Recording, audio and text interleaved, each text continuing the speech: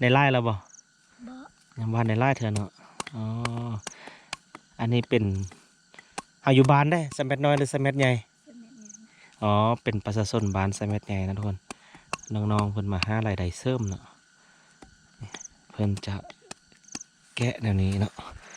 แล้วก็เอามาทุบแนวนี้ทุกคน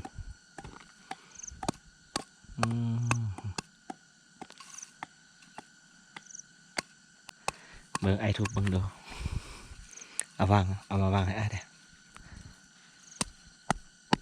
นี่ทุกคนนี่ออกแล้วเด้นี่นี่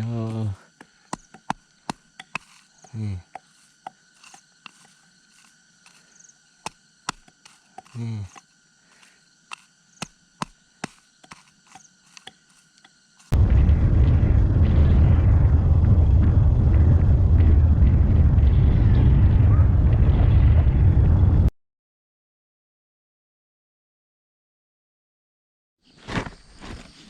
สวัสดีทุกคนยินดีต้อนรับทุกคนเข้าสู่ซ่องยูดอยนะ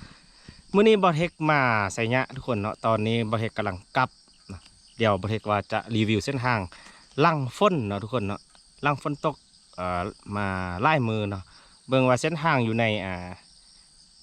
เส้นทางระหว่างการเดินทางเนาะทุกคนเนาะไกลจะเข้าได้เมืองแล้วแหละนะอีกตื่ม3 บาทเนาะทุกคนเนาะว่าเบิ่งว่าเส้นทางขึ้นไป5ตัวเมืองนี้หลังจากที่ว่าฝนตกมาไล่มือนี่เส้นทางจะเป็นอะไรเดี๋ยวบอเฮกจะรีวิวให้ทุกคนได้เบิ่งไปพร้อมๆกันนะสั้นครับไปเลยมันก็จะเอากาแฟลงเนาะนี่โอ้ได้ทั้งซ่องยางนะต่อน้าไปเนาะอันนี้ก็จะเป็นต้นกาแฟเนาะต้นซ่านี่บ้านนี่มีต้นซ่าอายุ1,000 ปีได้ทุกคนเนาะ เพราะว่าเห็นเพิ่นเขียนอันปลายไปหันว่าต้นซา1,000 ปีเนาะมีอยู่บ้านนี้เนาะอยู่บริเวณลุมๆไปหันแหละเนาะต้นซา1,000 ปีเพิ่นเนาะนี่บ่เห็นคนเพิ่นมาขึ้นเนาะทุกคนนี่เพิ่นก็จะเฮ็ดเอาไม้กายขึ้นไปเนาะเวลาจะเก็บนี่เพราะว่ามันต้นสูงแล้วนะเนาะอันนี้ก็ซาพื้นเมืองเพิ่นเด้อทุกคนเนาะระหว่างการเดินทางนะเบาเทคพาทุกคนแวะเบิ่งเขาจะทุบมะกอเนาะแล้วก็พาทุกคนมาเบิ่งส่วนกัดส้นซาเพิ่นเนาะนี่ได้เลยเนาะ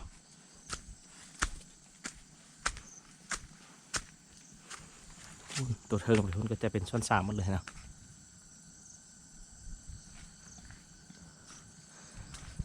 อ๋อช่วงนี้ก็ถือว่าปรงแล้วทุกคนเนาะบริษัทเพิ่นรับซื้อแล้วเนาะเดือนนี้นะก่อนหน้านั้นเป็นฤดูฝนแดดแล้วก็มันแตกกิ่งแตกงาไล่เพิ่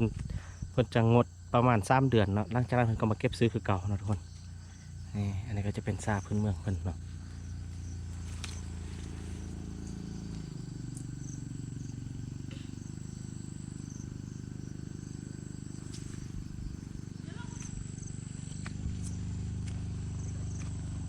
ลงไปนี้ก็จะเป็นบ้านสแมัน้อยนะทุกคน